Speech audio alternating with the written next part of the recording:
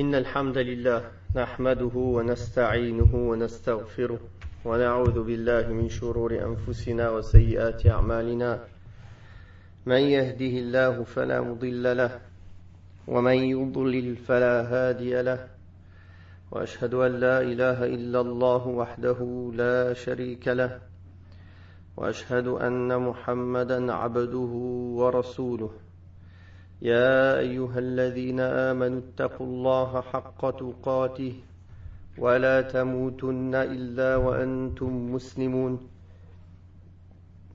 يا أيها الناس اتقوا ربكم الذي خلقكم من نفس واحدة وخلق منها زوجها وبث منهما رجالا كثيرا ونساء واتقوا الله الذي تساءلون به والأرحام إن الله كان عليكم رقيبا يا أيها الذين آمنوا اتقوا الله وقولوا قولا سديدا يصلح لكم أعمالكم ويغفر لكم ذنوبكم ومن يطع الله ورسوله فقد فاز فوزا عظيما أما بعد فإن أصدق الحديث كتاب الله وخير الهدي هدي محمد صلى الله عليه وسلم وشر الأمور محدثاتها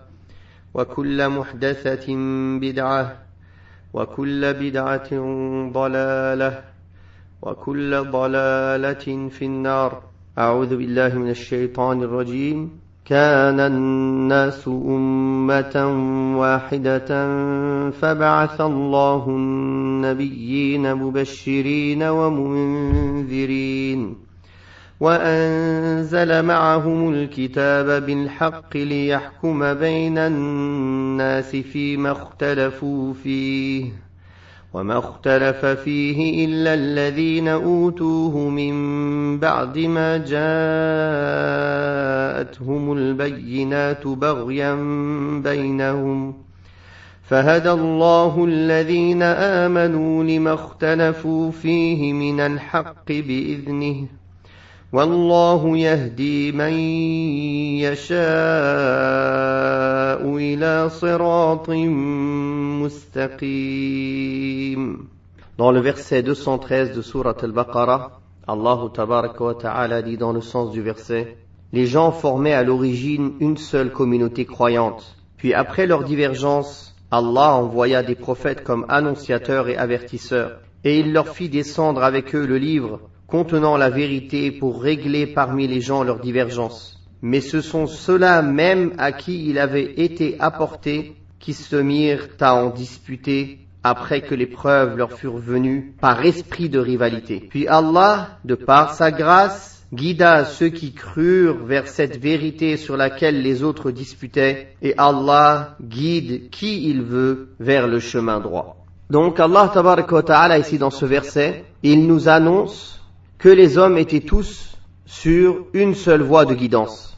Et cela pendant 10 siècles après la mort de Nuh alayhi salatu wassalam. Ensuite, ils finirent par diverger entre eux, les uns rejetant les préceptes de la religion, les autres continuant à les respecter. Allah envoya alors des messagers pour trancher leurs différends et établir des arguments contre eux. On dit aussi qu'ils étaient dans la voie de l'égarement, de la mécréance et de la déperdition, loin de toute lumière ou foi, jusqu'à ce qu'Allah leur fit miséricorde en leur envoyant des messagers. Ces messagers, ils leur ont été envoyés, comme il a été cité ici dans le verset, pour leur apporter la bonne nouvelle, mubashirin, c'est-à-dire la bonne nouvelle des fruits de l'obéissance à Allah Tabaraka wa Ta'ala, comme ressources et forces dans le cœur et le corps, ainsi qu'une vie agréable, et plus que tout cela, l'obtention de la satisfaction d'Allah Tabaraka wa Ta'ala et du paradis éternel. Wa munzirin, donc ces messagers, ils ont été envoyés, mubashirin, annonciateurs de bonnes nouvelles, wa munzirin, et pour les mettre en garde. Les mettre en garde contre quoi? Contre les fruits de la désobéissance à Allah subhanahu wa ta'ala. Les mettre en garde que les fruits de la désobéissance, ce qu'ils apportent comme privation des ressources, et comme faiblesse et avilissement, comme vie étroite et gênante. Et plus que tout cela, le courroux d'Allah subhanahu wa ta'ala et l'enfer éternel. Puis, Allah tabaraka wa ta'ala dit, il fit descendre avec eux les livres contenant la vérité. Il s'agit des récits véridiques et des préceptes justes.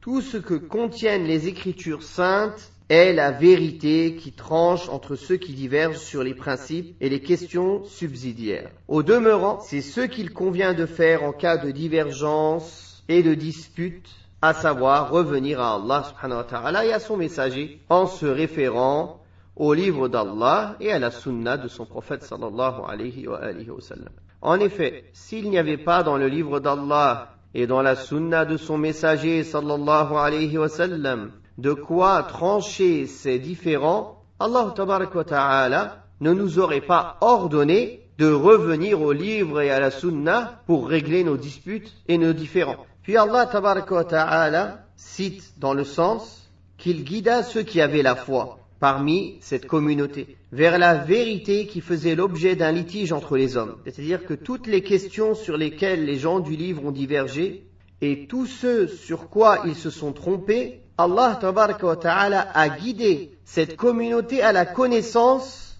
de ces points-là, ainsi qu'à la vérité et à la justesse concernant ces questions. Et ceci par sa volonté. Comme Allah tabaraka wa ta'ala a dit, bi'idhnih, par sa volonté et sa miséricorde subhanahu wa ta'ala. Et Allah tabaraka wa ta'ala guide qui il veut sur le droit chemin. Ceci est une grâce d'Allah tabaraka wa ta'ala. Effectivement, Allah a généralisé l'appel vers le droit chemin à toutes les créatures, par sa justice et pour les mettre face à leurs responsabilités, afin qu'ils ne disent pas le jour du jugement dernier, aucun annonciateur de bonnes nouvelles ou avertisseur ne nous a été envoyé. Ma ja'ana min bashirin wala nadir. Mais Allah tabaraka wa ta'ala guide par sa miséricorde celui qu'il veut de ses serviteurs. Celui qu'Allah veut guider, il lui ouvre la poitrine pour accepter l'islam et s'y soumettre. Et ceci est l'effet de la grâce d'Allah tabaraka wa ta'ala et de ses bienfaits et de sa bienveillance envers ses créatures. Ceux qu'Allah tabaraka wa ta'ala guide, ceci est un effet de sa miséricorde et de sa bienveillance. Et ceux qu'Allah tabaraka wa ta'ala égare, il ne les a égarés que par justice et par sa sagesse, c'est-à-dire qu'ils l'ont mérité. Allah tabaraka wa ta'ala n'égare pas une personne sans qu'il ne l'ait mérité, sans que lui-même n'ait choisi l'égarement, donc Allah lui rajoute de l'égarement, sans que lui-même n'ait choisi les causes qui l'éloignent de la guidée. Sinon Allah tabaraka wa ta'ala dit que celui qui veut croit et que celui qui veut mécroit, c'est-à-dire chacun a le choix dans ce monde d'accepter la foi ou de la refuser, d'accepter de suivre le bon chemin ou de s'en écarter. Mais celui qui s'en est écarté, puis Allah l'a égaré, cela n'est qu'à cause de lui.